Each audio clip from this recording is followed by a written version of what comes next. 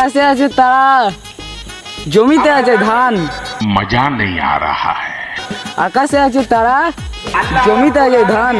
তোমাকে দেখার জন্য মনটা আমার কত কাঁদে আমার জান।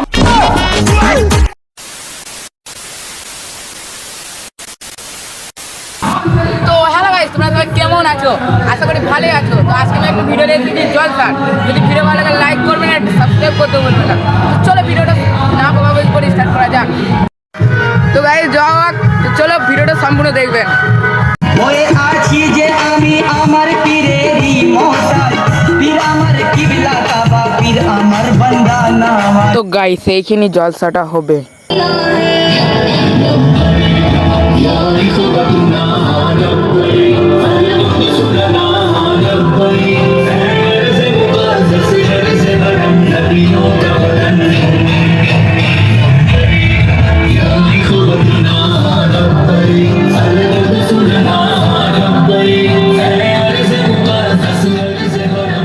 তারপরে দেখি মেলাও বসে গেছে। তো এইখানটায় হচ্ছে রান্না বান্না। বলছি তোমার ও বিয়ে করে নিলে বলে তোমার খুব কষ্ট হইলা? বলবে না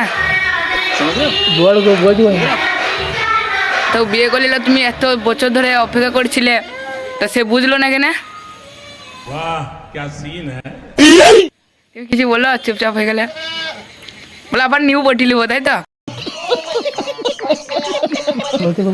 আমি বলছিলাম কত কষ্ট করছিল। শুনলে হবে, সব বেদ শুনলে হবে। হ্যাঁ সব বেদ এখানে সব। দেখবে এইটা, ঠিক আছে ভিডিওটা? আমি আসি তো, তোমার বিয়ে দিয়ে দেবো আমি, ঠিক আছে? চিন্তা করো না। তো ওইসব মেয়েকে কি করা দরকার? মসজিদটা কেমন সাজিয়েছে দেখুন। তারপরে চলে এলাম জলসা দেখতে।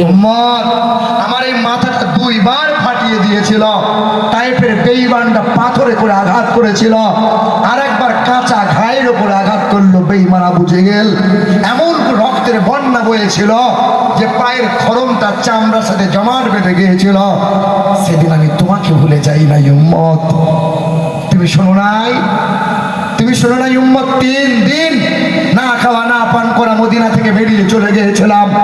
3 দিন নিখোঁজ হয়ে একটানা সিজদায় করে তোমার জন্য কেঁদে বলেছিলাম, ইয়া রব্বি হাবলি উম্মতি, আল্লাহ আমার উম্মতকে বাঁচিয়ে নাও। আম্মা জান আয়েশা বলেন, তোমরা সেই নবীকে চিনতে পারলে না? আমার নবীর 9 বিবির ঘরে 3 মাস কোনো উনুনই জ্বলে নাই। কয় মাস? 3 মাস কোনো উনুনই জ্বলে নাই।